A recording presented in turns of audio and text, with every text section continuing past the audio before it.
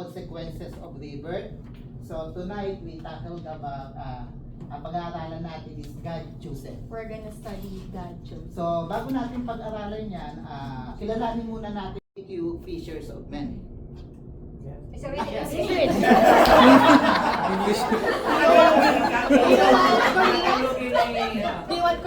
Yeah. And then he left the boat and followed him. And then later on, he became his disciple. And then Jesus discipled him within 3.5 years. So walang lugar na pinuntahan si Jesus na hindi kasama si Peter. So there's no place that Jesus went without Peter. Kapag nagturo si Jesus, nandun si Peter. When Jesus teaches, Peter's there. Kapag nagpagaling si Jesus, nandun si Peter. When Jesus heals the sick, Peter's there. Kapag gumawa ng himala, nandun si Jesus. When Jesus does miracles, Peter's there. Alam niyo ba, nung si Peter ay, nung si Jesus ay pinagkanulo, and then pinahirapan siya, nandun si Peter sa paligid at nagmamasid lang sa kanya. So, when Jesus were betrayed, right? When Jesus was betrayed, Peter was also there Around. around the audience.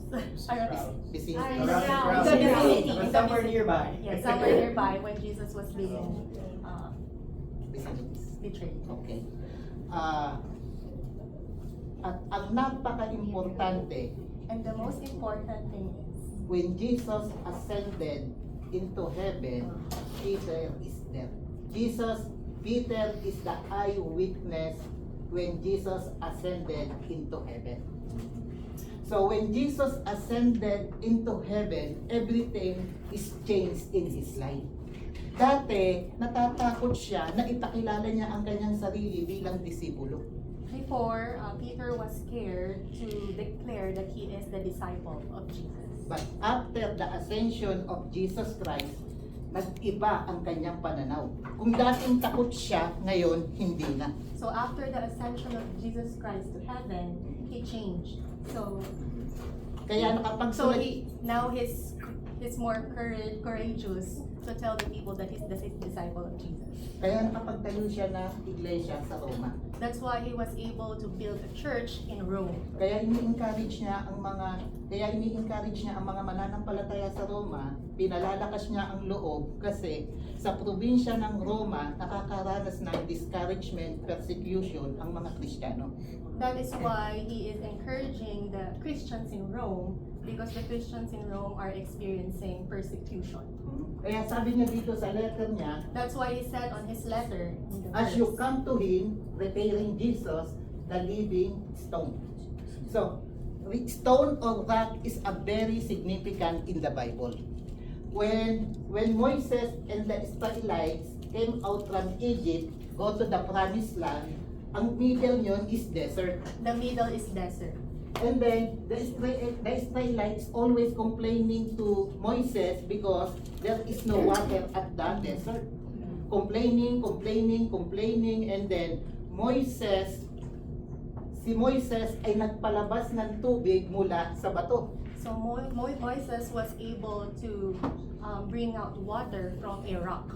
So alam nyo ba, si David, hindi Did you niya know? napatay si Goliath sa pamamagitan ng tabak.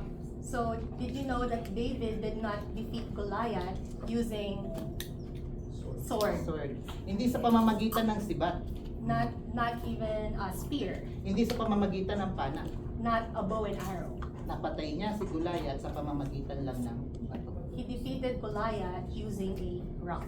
And then, ang bato is very significant in the Bible, especially kapag ang mga Israelita, ang mga tao noon ay maglalakbay sa desert.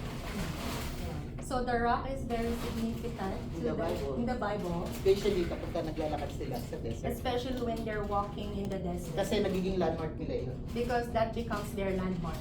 So in the New Testament, Jesus said to Peter, in this church I will build my rock, my church. Okay, sabi dito, as you come to him, the living stone, so balikan natin yung mamaya. We're gonna go back to this later. Punta muna tayo dito. Let's go to verse 6. Sabi, for in scripture it says, see, I lay a stone in Zion, a chosen and precious cornerstone, and the one who trusts in him will never be put to shame. So Peter quote this verse from Isaiah chapter 28 verse 16. So this verse is a prophecy that coming Messiah. And then Isaiah said, I see, I lay a stone in Zion, a chosen and precious cornerstone. And the one who trusts in Him will never be put to shame. So tingnan natin ulit. Sabi, I lay a stone in Zion. So Zion is a significant city of Jerusalem. The city of David, the city when Jesus was born. After 740 BC, the prophecy is fulfilled. The Christ was born, the Messiah, the anointed one, the Son of God. Okay, sabi, He is a cornerstone. So cornerstone in construction, sabi, a cornerstone is the first stone laid, serving as a foundational reference point for all other stones, ensuring proper alignment and structure. So sabi kapag sa about construction, kung nakakita na kayo ng mataas na gusali na ginagawa, If you've seen a tall building that's being constructed, so may makikita kayong letter T. you Ang will tawag see doon, something that looks like letter T. ang tawag doon crane. It's called crane. So, siya ang bumubuhat ng mga mabibigat na bagay kahit truck ay kaya niyang buhatin patungo doon sa taas para mapadali ang kanilang trabaho. So the crane is the one who lifts heavy materials, even trucks, so that the construction workers' job will be easier. So they lift it all the way on the top of the building. So, makikita natin hindi siya nabubuwal. So we can see the crane never collapse. So, bakit? Kasi Why? ang pundasyon yun ay isang malaking bato at mas malaki pa sa gusali dito. Because its foundation is a big rock, bigger than the building being constructed. So, ang tawag doon, foundation. That's called foundation. So, lahat ng bahay ay mayroon corner. So every houses have corners. So, lahat yun may foundation na bato. Everything, all of that has a foundation that is a rock. At doon kinakapit yung biga. And that's where you put the structure, the biga. What's biga? At yung Steel. tibay ng Steel. bahay, wala sa ganda. Ang tibay ng bahay, nasa foundation. So the beauty of the home is not from like the outside. It's because it's from the foundation. Ang biga, nakatago, hindi yan nakikita. The foundation is hidden. It's not visible. The Ang biga, nakikita mo lang yung ganda ng bahay. what you can see is only how beautiful the house is. So makikita lang yung ganda ng foundation kapag ka lumindol. You will only see the beauty of foundation if it earthquakes, Kapag ka bumagyo. if there's a storm, And then kapag ka hindi nawasak yung bahay, and if the house stayed strong at yung iba nawasak, and the others got collapsed. grabe, sino ang nagtayo ng bahay na ito? Wow, who built this Ang home? ganda ng kanyang The foundation. foundation is good. Ganon din sa buhay natin. Same with our lives. Hindi nakikita si Kristo. They cannot see Christ, Pero nakikita si Kristo but they will see Christ kung maganda, kung ang foundation ng buhay mo after storm, nandiyan ka pa rin. if your foundation after the storm is still there. So, who is Jesus according to the Old Testament? Jesus, called the cornerstone, represents Jesus Christ as foundation of faith for every believer. So, when you receive Jesus Christ as cornerstone, when you receive Jesus Christ as living stone inside your life, for the foundation of your life is unshakable. So, alam niyo, napakaganda nito ano na unshakable eh. You didn't know that the word unshakable Kung is si Kristo good. ay nasa puso natin, If Christ is in at your ginawa heart mo siyang foundation, and you put him as your foundation bilang cornerstone, like a cornerstone, kahit anong bagyo ang dumating sa buhay mo, no matter what storm comes in your life, hindi ka mawawala ng pag-asa. you will not be Your hopeless. life is unshakable. Kapag dumaan ang tukso sa buhay mo, If temptation comes in your life, grabing temptation. like super temptation, Super Grabe. Grabing temptation, super temptation. Yung temptation na yon, yun talaga yung kahinaan mo. That temptation is your weakness. So hindi ka basta-basta madadala ng tukso. You won't be shaken by that temptation. Why? Because your life is unshakable. So kapag nakaranas ka ng discouragement, If you experience discouragement, nadi-discourage ka sa asawa mo, you're discouraged with your wife, nadi-discourage ka sa anak mo. discouraged with your children. Tignan mo yung katabi mo, nadi-discourage ka dyan minsan. Look at the person beside you. Are you discouraged by them? Sometimes, nadi-discourage tayo sa cell group Sometimes we get discouraged in the cell group kasi hindi mo nakuha yung gusto mo para sa kanila. because you didn't get what you want for them. Pero alam nyo ba, hindi ka nagiging. But you know what? You won't give up. Bakit? Because? your life is unshakable. If the Lord put inside your house, inside your heart, hindi nakikita sa kanyang buhay kung si Kristo ba ay nasa buhay niya. Nakikita yan kapag dumating ang tukso, dumating ang pagsubok, dumating yung discouragement sa buhay. So, Wala si brother. so Christ won't be seen until the storm comes, the discouragement comes, The trials, the trials come. yeah. Katulad ng building. Doon mo lang nakikita Just like a building. na maganda ang kanyang foundation. You will only Kapag see ka nakatayo during. you will only see that the foundation is good when the storm and trials. If your life is unshakable, actually your life is.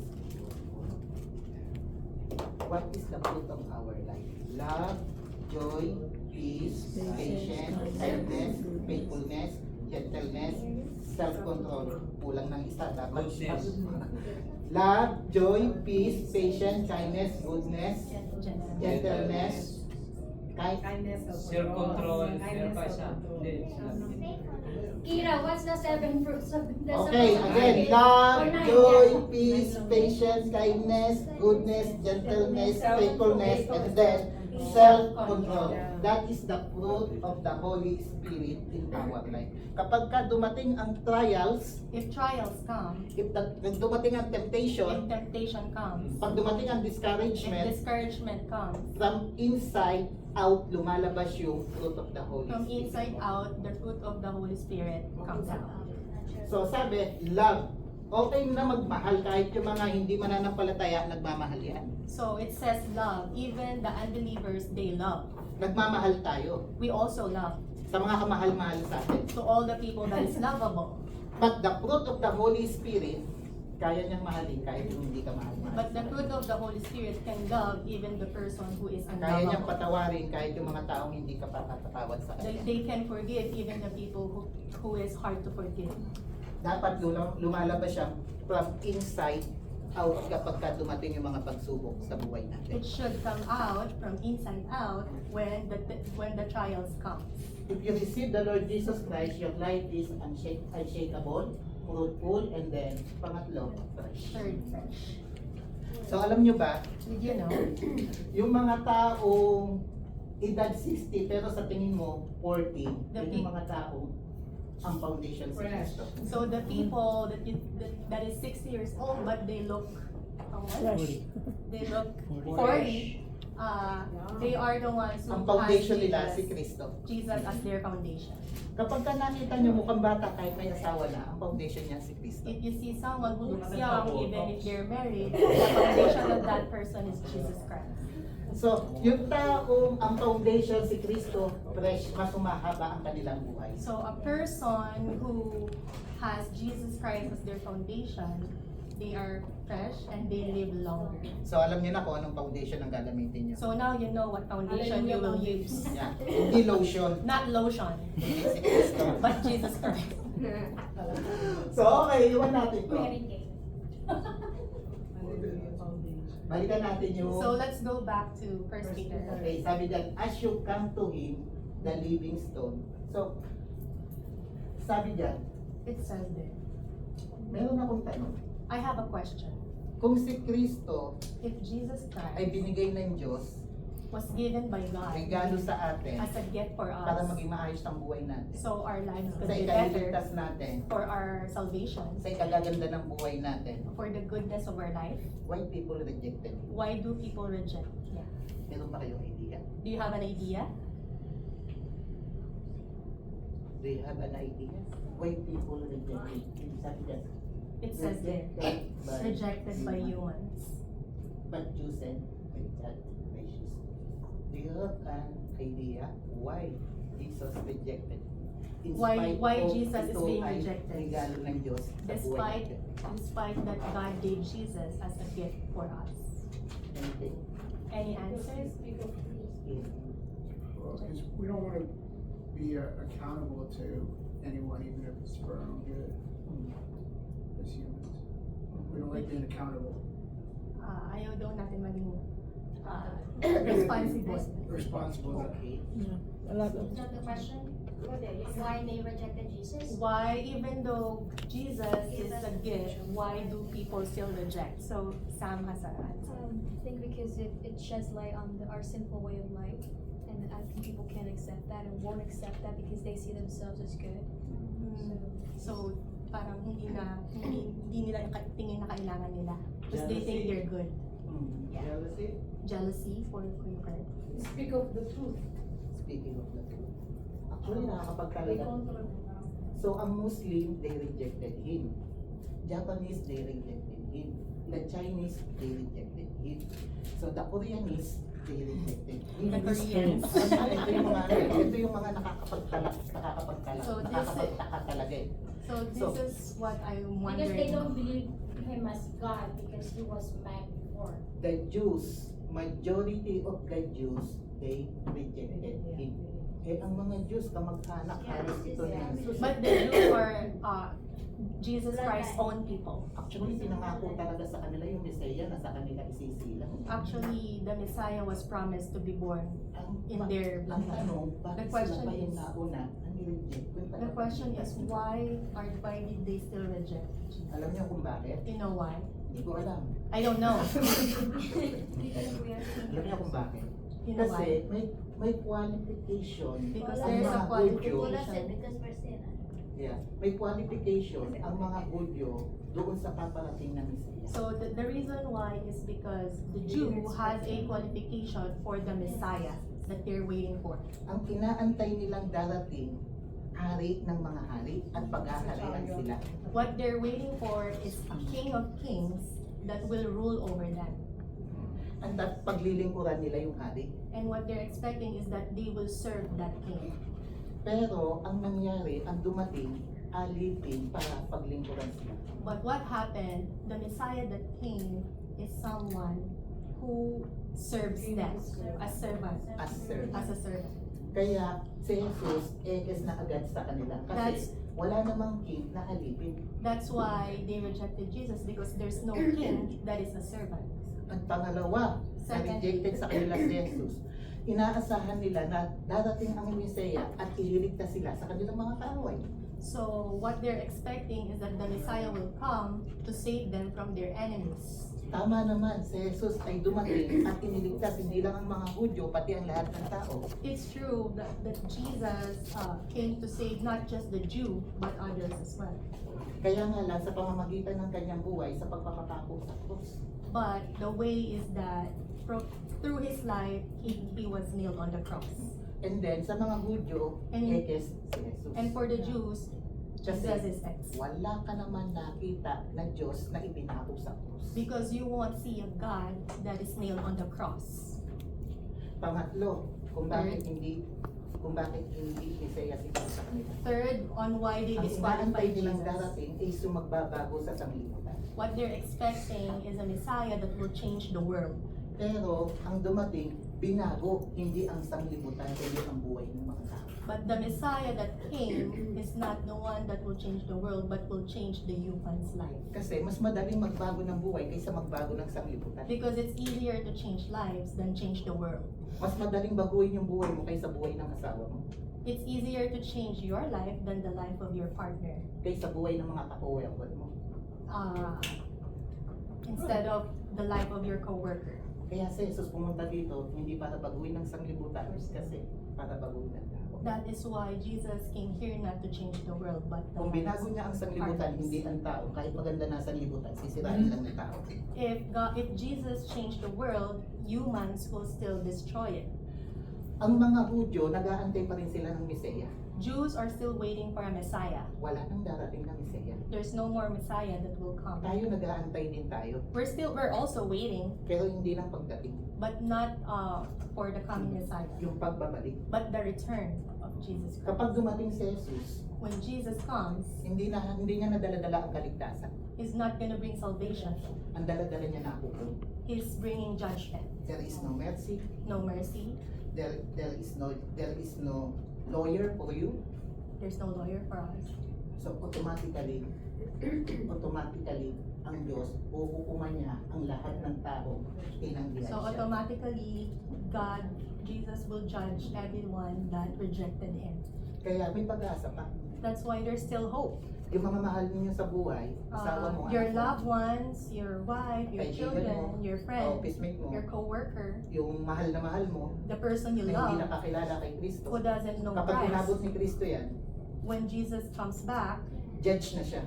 that person will be At judged. hukuman siya And he will be judged kung ang foundation sa puso niya if the foundation of that person is si Kristo. is Christ. Kung hindi, If not, ang buhay niya, that person's life diretso sa impyerno. goes to hell. So anong dapat natin gawin? So what should we do? Win Christ hanggat may panahon pa.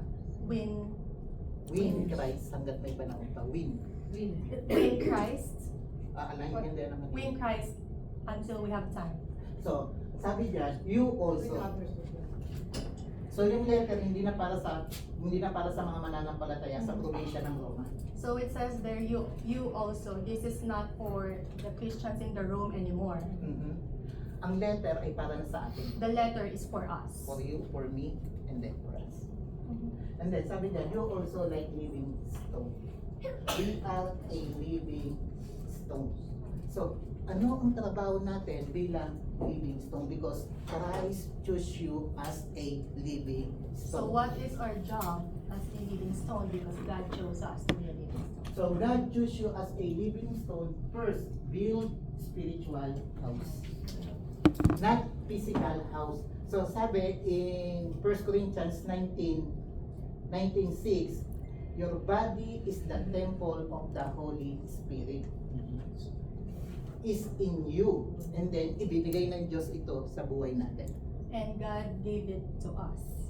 So, paano ba natin pagagandahin yung buhay natin? So how will we make our life better? Hindi yung bahay natin. Not our house. At tinutukoy ditong building, house, is yung katawan natin, templo ng banal na Espiritu. What is being referred to is our body as a temple of the Holy Spirit. Mhm. Yung foundation nasa buhay mo na. The foundation is already in your Inside life, your heart. inside your heart. So, paano mo pa pagagandahin yan? So how will you make it better? So, napag-aralan natin nung nakaraan. So last time we studied, Remove the malice and then build the kindness. If the malice is present, the kindness is absent. If the kindness is present, the malice is absent. So, ang pag-build ng spiritual life, so building a spiritual life, meron tayong tinatanggal we have to remove at meron tayong something binubuo. and we have to build something. So, kinakailangan tanggalin natin yung malice sa ating buhay. So we have to remove the malice in our life At papasukin natin yung kindness. and let kindness come in. Wala tayong makikitang bahay na ang kalahati maganda. So we won't see a house, half of it is ugly, half of it is Kahit naman sa alak, rotting, yung even bagong with alak, wine. tapos ilalagay mo siya sa lumang sisis ng balat, So a new wine, putting it on an old wineskin, masisira. the wineskin will Kasi pinagsama mo be yung destroyed luma at bago. because you mix new and old. So, sa buhay natin, In our lives, sa pagbubuo ng isang magandang tahanan, In that is building- our physical body, in building a house, physical body, kinakailangan mo magdesisyon we have to make a to decision remove the malice to remove the malice. and then build kindness. To remove laziness and then build productivity. To remove envy and then build love. And then to remove yung mga kadamutan natin, So remove greediness and then pairali natin yung kabutihan natin. and let goodness be evident. Remove pride, hindi talaga ito makakatulong sa atin, Pride is not gonna be useful for us. and then pairali natin yung humbleness. Then let humbleness be evident. So, ganyan ang pagbubuo ng spiritual So house. that is how we build a spiritual So, house. sabi dyan, pangalawa, build spiritual house to be holy. Holy is a set apart.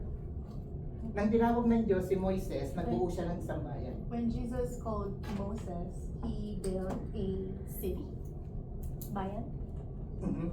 City. And sabi niya kay Moises, And he said leave to your Moses, country, your people, and your father's household, and go to the land I will show you. I will make you into a great nation. I will bless you, and you will great me, and you will make great.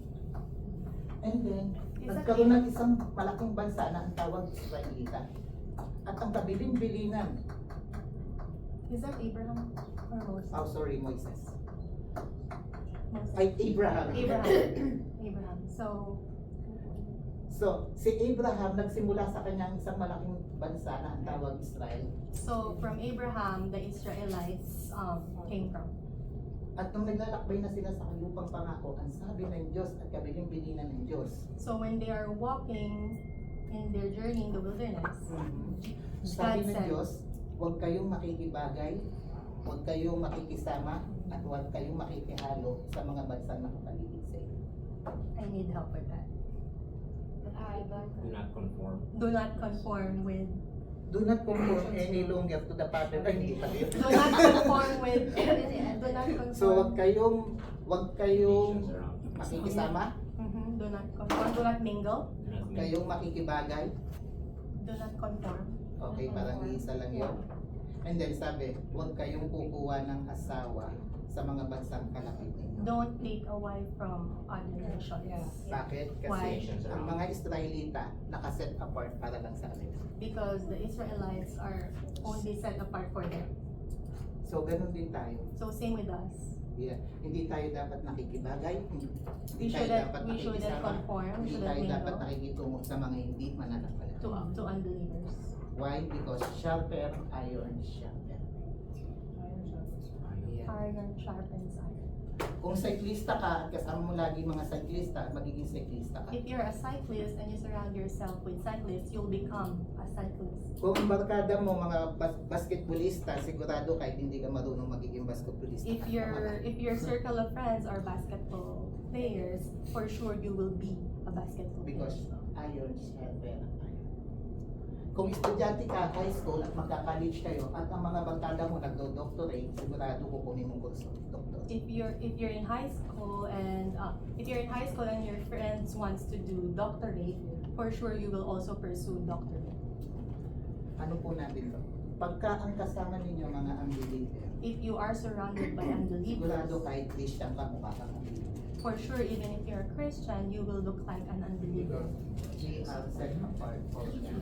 Because of So number 2, to be a priest. So sabi dyan, To ang be a trabaho priest. ng priest is to honor God. Alam nyo ba, Did you know?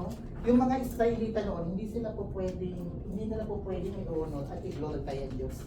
Back then, the Israelites cannot honor God by themselves. Kasi ang pwede lang gumawa niya ng priest. Because the only one who can do that is a priest. Ang mga Israelita, The hindi sila Israelites, po pwede lumapit sa Diyos para humingi ng tawad. they cannot come to God to repent. Ang po pwede lang gumawa niya ng priest. The only one who can do that for them is a priest. Ang mga Israelita, hindi sila pwede magpasalamat o mag-convert. The Israelites cannot even praise or bring Ang offerings. po pwede lang gumawa niya ng priest. The only one who can do that is a At higit priest. sa lahat, hindi sila pwedeng manalangin. And most of all, they cannot pray. Alam niyo, ang po pwedeng gumawa niya ng priest. The only person who can do that is a priest. At salamat dahil kay Kristo, tayo nakakapagpuri. And thank God because of Christ, we can praise, Yan, tayo nakakapagpasalamat, we can give thanks, tayo nakakapaghandog, we can offer because meron tayong mediator, high priest. because we have a mediator which is a high priest. And then, John 14:6, I am the way, the truth, and the life. No one comes to the Father except True. And then pangatlo, to give praise to Him. Or And then to sabi give niya- praise to Him. Sabi niya, It but you says are a that- chosen people, a royal priesthood, a holy nation, God's special possession. Take note, God's special possession. And that you may declare the praises of Him who called out of darkness into His wonderful light. So dito ko lang tatapusin yung aking mensahe. So this is where I will end my teaching. Kasi gusto kong bigyan ng daan Because I Sa want to ating give way kalagitnaan. in our midst na purihin at pasalamatan natin. to give praise and thanksgiving to God. Sometimes we are blessed because of the word of God. But we are not overwhelmed by the Holy Spirit.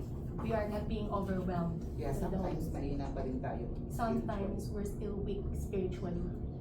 So, praise and worship like an offering. Praise and worship is like an offering. It is adorable, desirable, acceptable to Him. Ito yung hindi natin ito yung hindi natin nagagawa minsan. This is what we weren't able to do sometimes. We were not doing sometimes. Meron tayong hindi kayang gawin na kayang gawin ng Diyos sa buhay. There is something that we cannot do that only God can do for us. Minsan nagpe-pray tayo na lumakas, Sometimes we pray to be stronger, pero mahina pa rin. but we're still weak. Minsan gusto natin pagtagumpayan ng tukso, Sometimes we want to overcome temptation, pero hindi natin magawa. but we're having a hard time doing it. Minsan ang bilis natin bumagsak sa mga pagsubok. Sometimes it's easy for us to fail from Sometimes trials. madali lang tayong ma-discourage. Sometimes it's easy for us to get discouraged. Why? Why? Kasi hindi Because nag-uumapaw ang buhay natin sa banal na Espiritu. because the Holy Spirit is not overflowing in our life. So sa gabing ito, So tonight, as we sing this song, As we sing especially this video na lang, in the video, you too. open your heart, Okay. open your mind, and then close your eyes, and then listen to the Holy Spirit. Because I know God speaks to you powerfully. So if you have sinned, God will lead you. Kung may mga kahinaan ka, If there's any weaknesses, palalakas mo.